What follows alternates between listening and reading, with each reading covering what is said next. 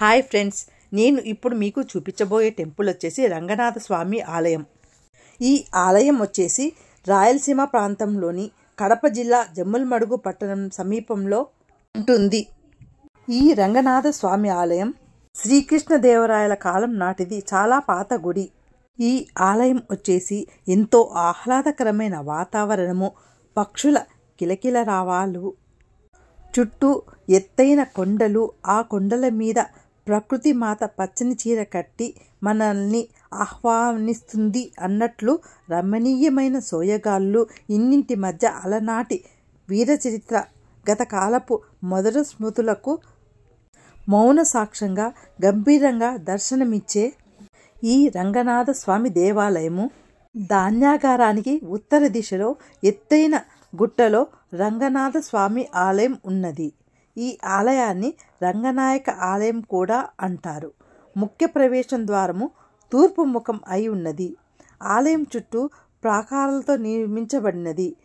ప్రాకారంలో కళ్యాణ మండపము, ఉత్సవ మండపము, అలంకారశాల, పాకశాల, యాగశాల ఉన్నాయి. గర్భగుడిలో మూల విరాటుని విగ్రహం లేదు. ఈ ఆలయము మూల విరాటుడు అయిన రంగనాయక స్వామి విగ్రహము గండికోటకు సమీపంలో పురావస్తు శాఖ మ్యూజియంలో ఉన్నది. మైలవరం స్నానఘట్టముపై ముందు భాగంపై ఆంజనేయ స్వామి ప్రతిమ ఉన్నది. అర్ధమండపము 16 స్తంభాలతో నిర్మించబడింది.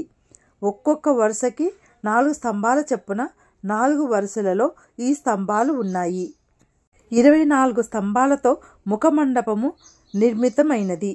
గజాలు, నృత్యము చేస్తున్న స్త్రీలు, హంస, ఖడ్గము, డాలు పట్టుకున్న సైనికులు, సింహము, వినాయకుడు, నరసింహ, గుర్రాలు, సంగీత వాయిద్యాలు ఉపయోగిస్తున్న ప్రతిమలు, కాక యోగాసనంలో ఉన్న పురుషుని ప్రతిమ, కామశిల్పాలు, ఏనుగులను వేటాడుతున్న భటులు శిల్పాలు ఉన్నాయి. ఈ గుడి లోపలికి వెళ్ళిన తర్వాత నాకు అర్థమైనది ఏమిటి అంటే, ఈ గుడిలో ఎలాంటి పూజలు జరగటం లేదు. అసలు గర్భగుడిలో దేవుడే లేడు.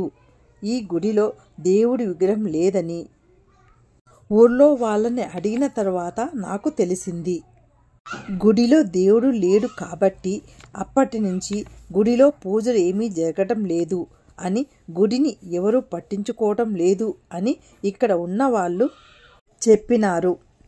ఇంత పాతకాలపు గుడిని ఎవరూ పట్టించుకోవటం లేదు అని తెలిసాక నాకు చాలా బాధ అనిపించింది. ఈ స్తంభాల మీద ఉన్న శిల్పకళ చాలా అద్భుతంగా ఉంది.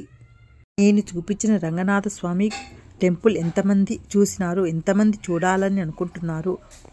నచ్చితే కమెంట్స్ రూపంలో చెబుతారని అనుకుంటున్నాను. కొత్త వాళ్ళైతే ఒక లైక్ కొట్టండి please. Thanks for watching my channel. Bye.